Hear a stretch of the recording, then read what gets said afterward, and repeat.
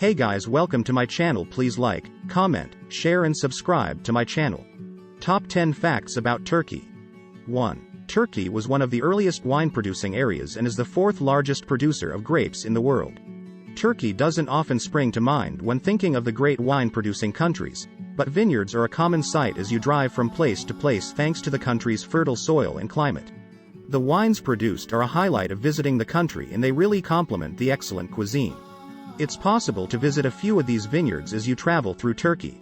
On my way to Ephesus on a recent trip, I enjoyed a wine tasting session and a tour of Urla Winery, near Izmir. I loved a red called Urla Karasi, which is unique to the vineyard. If you're there during harvest time, you even have the opportunity to help harvest the grapes. The next night I stayed in a stone mansion in Surance, an Ottoman-era hillside village, and enjoyed another local red, Bogazkari, while watching the sun set over the surrounding vineyards from the hotel's terrace. 2. The Whirling Dervishes, whose ancient order originates in Konya, whirl as an act of devotion to God. Konya itself has an ancient history, dating back to around 4000 BC, although it's primarily known as the home of the order of the Whirling Dervishes. It was here that the poet, scholar and Sufi mystic Rumi lived for much of his life, teaching tolerance, spiritual evolution and connection with the divine through music and dance.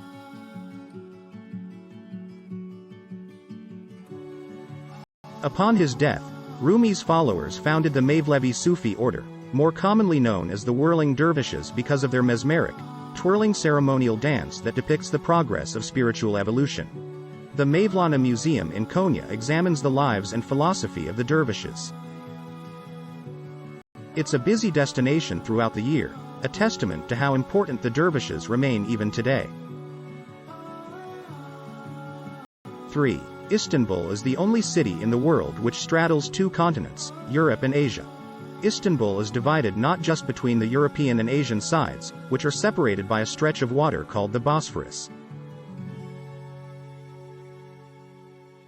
but also by an inlet called the Golden Horn, which splits the European side of the city in two. Istanbul's many districts each have their own distinct character and atmosphere.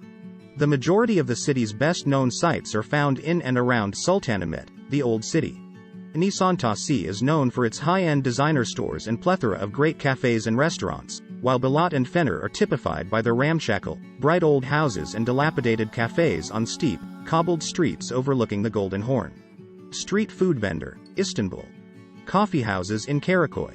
I also loved exploring Karaköy, which stretches from the Galata Bridge. Here you can find local street food dishes like mussels and bread served on the waterfront, and a labyrinthine area of narrow alleyways brimming with tiny coffeehouses.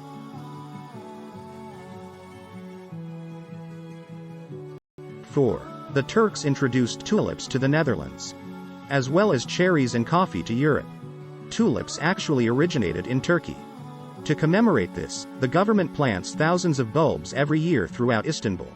They bloom during late March to April, adding bright splashes to the city.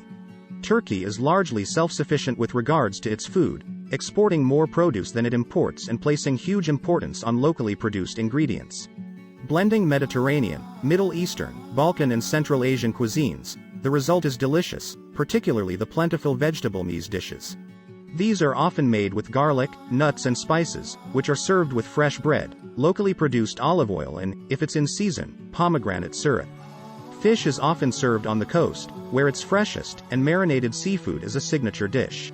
I like börek, a flaky pastry parcel filled with anything from minced lamb to spinach, garlic and cheese, and served with yogurt, a staple throughout Turkish cuisine.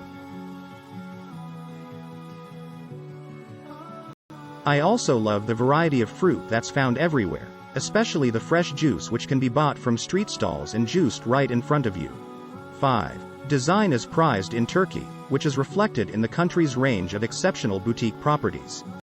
Turkey seems to have more than its fair share of boutique hotels that brim with character, with locations as intriguing as the properties themselves. In Turkey, you can stay on a vineyard, sleep in a mansion surrounded by olive groves and orchards, or even spend a few days in a cave hotel, carved into the rock itself.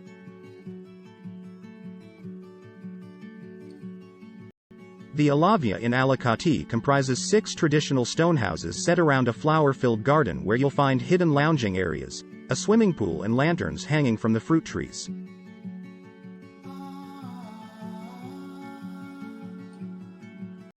Each room is different. Mine had handmade throws and cushions to soften the stone walls and floor, and homemade sweet treats to keep me going until dinner. Ilavia Hotel. Pool at the Ilavia Hotel. 6. Turkey once had two of the seven wonders of the ancient world, the Temple of Artemis in Ephesus and the Mausoleum of Halicarnassus in modern-day Bodrum. Perhaps the best preserved, most complete classical city in the Mediterranean, Ephesus is a huge site with an enormous history. Dating back as far as the 10th century BC, the city came into prominence when it was made capital of Roman Asia Minor in the 1st century AD, second in size and distinction only to Rome. During this period the city earned a reputation for opulence and birthed several exquisite buildings, including the Library of Celsus and the Temple of Artemis, which was the biggest temple to the goddess in the world.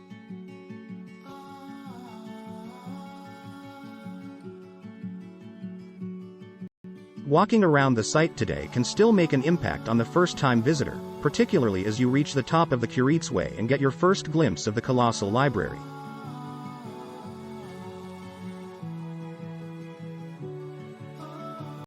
Saint Nicholas, also known as Santa Claus, was born in Patara and became the bishop of nearby Demre.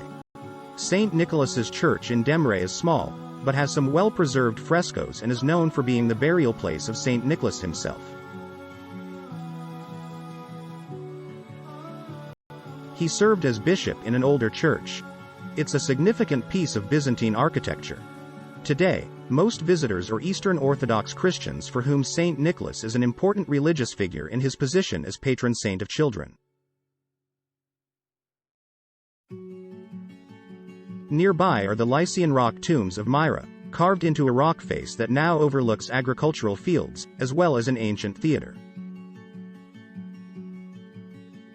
Both Myra and St. Nicholas's church can be visited from Antalya, Sarali, Kas or Kalkan, all located on the south coast either side of Demre. Church of St. Nicholas in Demre. 8. Turkey has over 82,000 mosques, with around 3,000 in Istanbul alone. It's hard to pick out the best mosque in Istanbul. There are so many to choose from, each with different merits. The interior of the Blue Mosque has a beguiling beauty, while the silhouette of the Süleymaniye Mosque helps define the Istanbul skyline. The architect Mimar Sinan has contributed a huge amount to Turkey as a whole, and Istanbul in particular, and the buildings he designed stand out as among the most exceptional in the city. Although his best-known works are the Süleymaniye and Sazade mosques, I think I prefer the Little Hagia Sophia Mosque. Formerly a Greek Eastern Orthodox church known as the Church of the Saints Sergius and Bacchus. It's one of the most important Byzantine buildings in Istanbul. The building has a scenic location overlooking the Marmara Sea, and was converted into a mosque in the early 16th century. Although it's thought to have been constructed as a model for Hagia Sophia, the irregularly octagonal layout is distinct from its better-known counterpart. Little Hagia Sophia is often overlooked by visitors, which provides a great opportunity to admire the early Byzantine architecture without the crowds.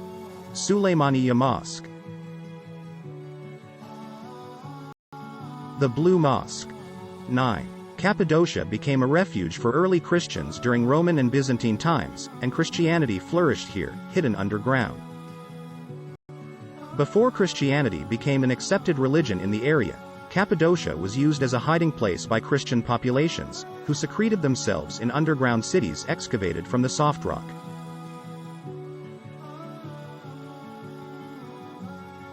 You can still visit these today, along with many examples of early churches carved into the rocks and fairy chimneys, many with well-preserved religious murals painted on the walls.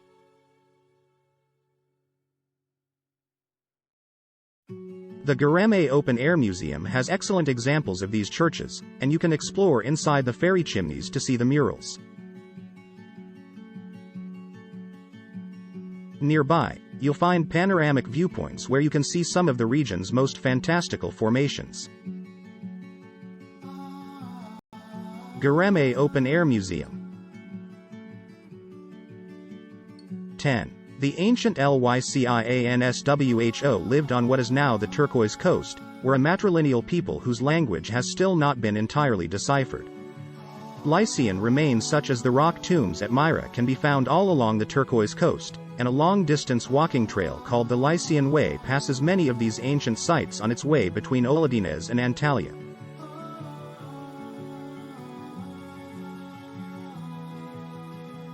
However, most people come to the Turquoise Coast for its bright blue-green water, Mediterranean climate and beach-dotted coastline. Good bases for exploring the coast include the fishing towns of Kalkan and Kas, and the hidden beachside forest village of Sarali. Composed of only a few dirt tracks in a wooded valley that stretches onto a long sand and pebble beach, Sarali is a restful retreat where you can get away from everything.